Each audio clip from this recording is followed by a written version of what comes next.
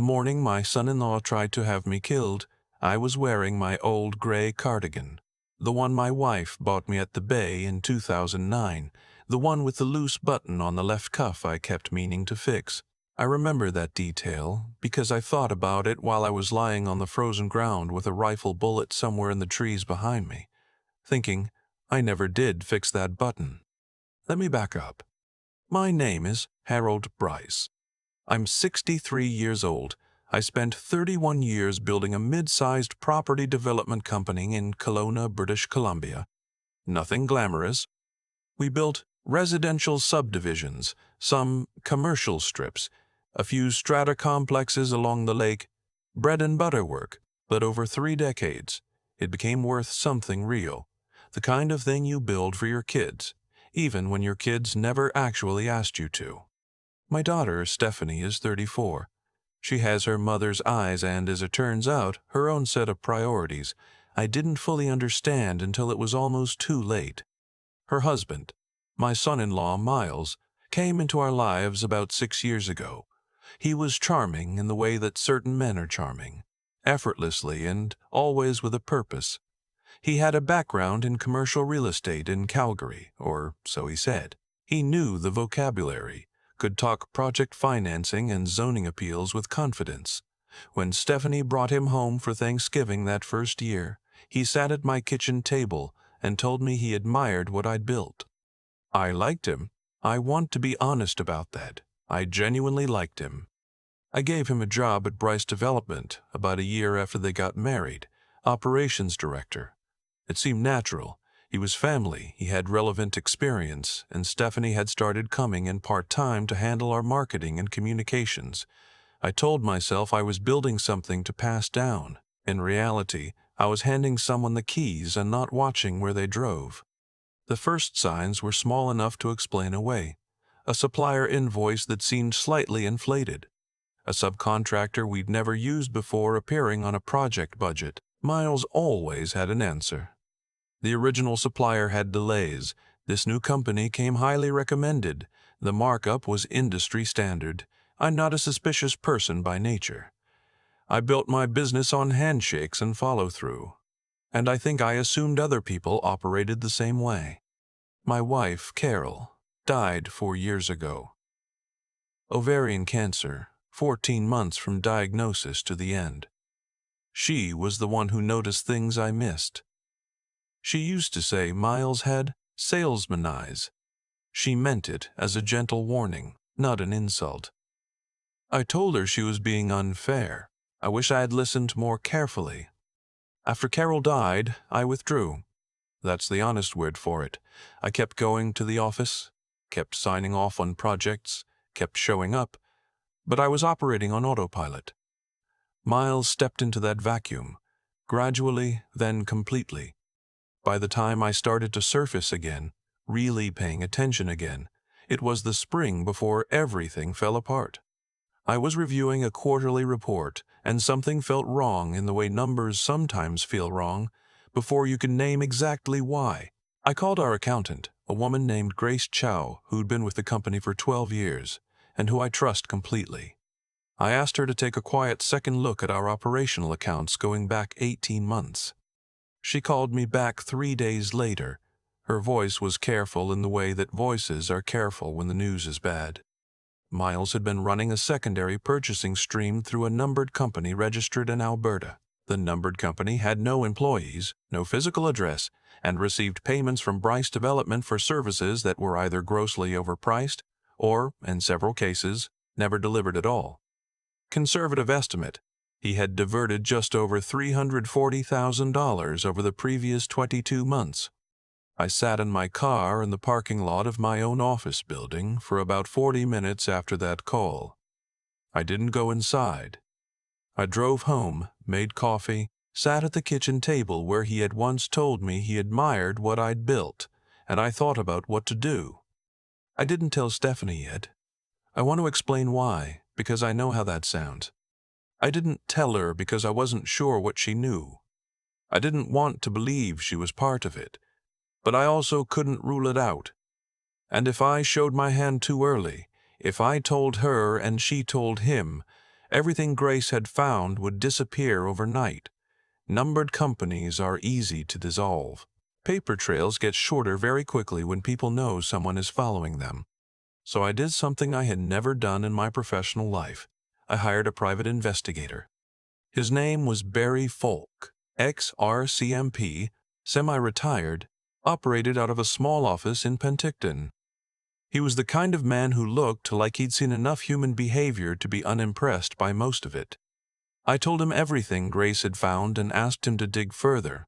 I also asked him to be careful around my son-in-laws specifically. Something about the way Miles had moved through my company, the methodical patience of it, made me cautious in a way I couldn't fully articulate. Barry called me about 3 weeks later and told me he'd found more. Miles had been in contact with a commercial real estate broker in Vancouver, a man with a history of facilitating distressed property sales. The nature of the communications suggested Miles was exploring the possibility of triggering a forced sale of Bryce Development's primary asset, a 14-acre parcel on the north shore of Okanagan Lake that we'd been holding and developing in phases for 7 years. The land alone was assessed at just under $4 million. With the right buyer in place and the company in financial distress that, it turned out, Miles had been quietly engineering, he could potentially acquire it at a steep discount through a numbered holding company he'd set up 18 months earlier. I'm not a lawyer, but Barry walked me through it. Miles was systematically looting the operating accounts, creating artificial cash flow problems, and had laid the groundwork to present the board, which at that point was essentially me, him, and an outside director named Phil Reeves, who showed up 4 times a year and asked about golf, with a scenario where selling the land parcel was the only viable option, and he had the buyer lined up. This was not a man skimming the register. This was a calculated, years-long effort to dismantle what I had built and take the best piece of it for himself. I still hadn't said a word to Stephanie. I retained a lawyer, Margaret Dunn, a business litigation specialist out of Vancouver who came very well recommended and who, I was quietly relieved to discover, had dealt with cases exactly like this before. Margaret told me to keep coming to work, keep acting normally, keep signing what I normally signed. She said the single most important thing I could do was not let Miles know the ground had shifted. For 6 weeks I did exactly that. I sat across the boardroom table from him, had lunch with him and my daughter, asked about their plans, nodded at his project updates. Inside, I was keeping track of every word. It was during those 6 weeks that I started to understand my daughter's role more clearly. Or rather, I started to understand what I'd been hoping wasn't true. She wasn't the architect. I believe that. Miles had been shaping her perspective for years. I could see it clearly in retrospect, the way he'd gradually repositioned himself as the competent center of the company, the way he'd subtly framed me as someone past his best years who needed to be managed rather than consulted. He'd told her I was holding the company back. He'd told her his plan was about securing their future, hers specifically. But she knew enough. She didn't know the full scope. But she knew there were things happening that weren't right, and she had chosen not to look too closely. That's its own kind of choice, and I've had to sit with my feelings about it. The moment I understood how far she'd gone was a Saturday morning at my house in late October. They came for brunch. They did this most Saturdays, which I'd always thought was about family, and which I now understood served other purposes too, keeping an eye on me being one of them. We were eating, and Miles mentioned, casually, that he'd been speaking with a consultant about restructuring the company's debt profile. He looked at me when he said it, just slightly too steadily. Stephanie didn't react. She passed the maple syrup and asked if anyone wanted more coffee. She already knew. That was the morning I understood I couldn't wait much longer. Margaret was nearly ready. Barry had given me everything I needed. But something shifted in me that morning, sitting at my own table, watching my daughter choose not to see what was right in front of her. What happened 2 weeks later? I've thought about how to describe this, and I'll just describe it plainly. I have a property north of Kelowna, about 40 minutes out, that I've owned since before I started the company. A few acres of Douglas fir and ponderosa pine, a small cabin I use during hunting season. I'd mentioned it to Miles the previous year. He'd never been there, but he knew it existed. On the second Saturday of November, I drove up to the cabin in the early morning, which I do occasionally during the late season. It was just after 7 when I parked and walked toward the tree line to check on a deer blind I'd set up the previous fall. I heard the shot before I processed what it was. It went into a lodgepole pine about 8 feet to my left and maybe 2 feet ahead of me. I dropped instinctively. 40 years of hunting. The body knows what to do before the brain catches up. I lay flat on the frozen ground for a very long time. There were no other shots. When I finally moved, I made my way back to my truck and drove until I had cell reception and called Barry Falk. Then I called 911. The RCMP treated it as a hunting accident initially. The bullet was recovered from the tree. Barry took his own measurements. The angle was wrong for a stray round from any of the legal hunting areas in that vicinity. Someone had been in the trees, uphill, slightly east, someone who would have known I might be there that morning because I had mentioned to Stephanie the week before that I was thinking of going up. I don't know with certainty that Miles organized it. I want to be precise about that. What I know is what the investigation eventually found, which I'll come to. What I believed in those first hours, lying on the frozen ground in my old gray cardigan, was that I had significantly underestimated the kind of man my son-in-law was. I called Margaret from the truck. She told me to come to Vancouver. I spent the following week in Vancouver while Margaret and her team finished preparing everything. The RCMP investigation into the shooting was ongoing.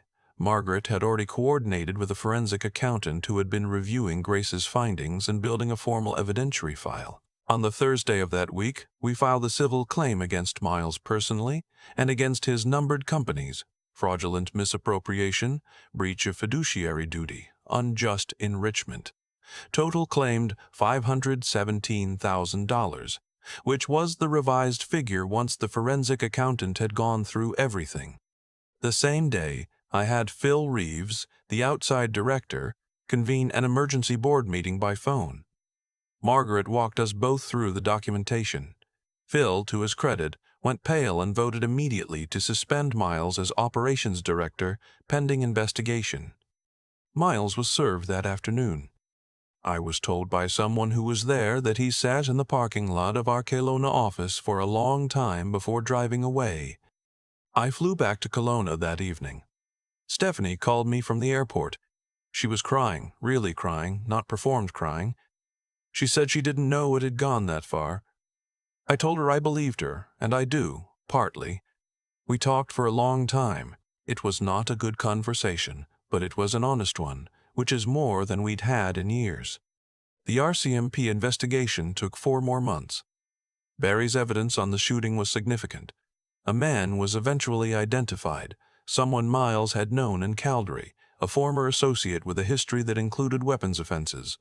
That man was charged. Miles was charged separately with counseling to commit serious bodily harm, along with 14 counts of fraud over $5,000 under the Criminal Code of Canada.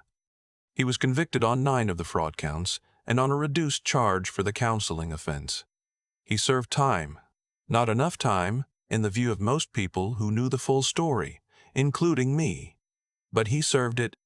The numbered companies were dissolved. The civil claim was settled, not for the full amount, but substantially, enough to stabilize the company and restore what had been taken. Stephanie and I are still working through things. She did not go to the police or cooperate voluntarily until after Miles was charged. That's a fact. She also came to me afterward more than once, and there were conversations that I believe were genuine. We see each other. We don't talk about Miles. Someday, maybe, we'll be able to talk about all of it. I don't know yet. The land parcel on the lake, the one he was planning to take, we developed it ourselves. Phase 3 broke ground last spring. I'm not supposed to be doing this anymore, according to everyone who has an opinion about what a 63-year-old man should be doing with his time. I go in 3 days a week. Grace runs the day-to-day. I drink coffee with the site supervisor on Tuesday mornings and look out at the lake and think about Carol, who would have had strong and specific feelings about all of this. I think about the button on my cardigan too sometimes. I finally sewed it back on, about a week after everything concluded. It took me maybe 4 minutes. I don't know why I'd waited so long. I'm telling this story because someone asked me if I regretted not confronting Miles earlier the moment I suspected something. I've thought about that question carefully. No, I don't. The instinct to confront, to stand up, say what you know, demand an answer, is an honest instinct. I understand it, but what I've learned at 63 is that the most powerful thing you can do when someone is trying to take everything from you is to be very quiet, very patient, and very thorough. Let them believe they're winning. Let them get comfortable. Give them enough rope. Then hand it to your lawyer. There's a lodgepole pine north of Kelowna with a bullet hole in it that I think about more than I probably should. Not with fear, that passed relatively quickly. More with a kind of clarity, the way certain moments cut through all the noise and show you exactly what's true. What's true is that Miles made every wrong choice a person can make, and he made them consistently, over years. He looked at something that took 3 decades to build and decided the shortest distance between himself and that thing was to remove me from the picture entirely. That's not a lapse in judgment. That's a failure of character so complete it's almost architectural. The whole structure of the man was built wrong from the foundation up. I don't say that with satisfaction. I say it because I think it matters to be precise about what happened and why. The money he stole, the scheme he constructed, the phone call he made to someone in Calgary. None of it appeared out of nowhere. It was the logical end of a way of moving through the world that prioritized taking over earning, appearances over honesty, shortcuts over the longer, harder work of being a person worth trusting. You can see it in retrospect. The salesman eyes, as Carol used to say. What I keep coming back to is the question of what I did differently, not because I want credit for it, but because I genuinely think it's worth examining.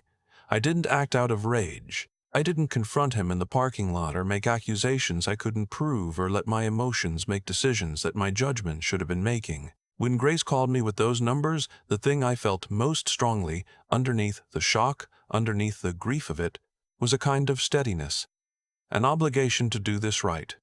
That steadiness, I think, came from somewhere specific. It came from 31 years of showing up and doing the work properly. Not perfectly, but with integrity, in the old-fashioned sense of that word, meaning the whole thing holds together. The inside matches the outside. You are who you say you are. When Miles was trying to dismantle what I'd built, I had something he didn't have, a track record of being trustworthy. Grace trusted me. Margaret trusted me. Phil Reeves, when it mattered, trusted me. That trust was the actual asset. The land on the lake was just land. And then there's Stephanie. That's the part I still sit with, honestly. She made choices, too. Smaller and quieter than Miles's choices, but choices nonetheless. She decided not to look too closely. I understand how that happens. I've watched people I respected make similar decisions, choosing comfort over honesty because honesty was going to cost them something. It always costs something. The question is whether you pay now or pay later, and later almost always runs higher. She's still my daughter. That doesn't change. But I think she knows now, in a way she didn't before, that looking away from something wrong doesn't protect you from it. It just delays the reckoning and makes it worse when it arrives. I fixed the button on my cardigan the week after everything concluded. 4 minutes. I'd been walking around with it loose for the better part of 2 years, always meaning to get to it. There's something in that I'm still working out. The small things we keep putting off, telling ourselves we'll deal with them later, not realizing that later has a way of becoming now, whether we're ready or not. The Phase 3 site broke ground in April. I was there at 7 in the morning with coffee and mud on my boots, the same as I've been for 30 years. That's not stubbornness. That's just who I am. And in the end, being clearly and consistently who you are is the only thing that held up.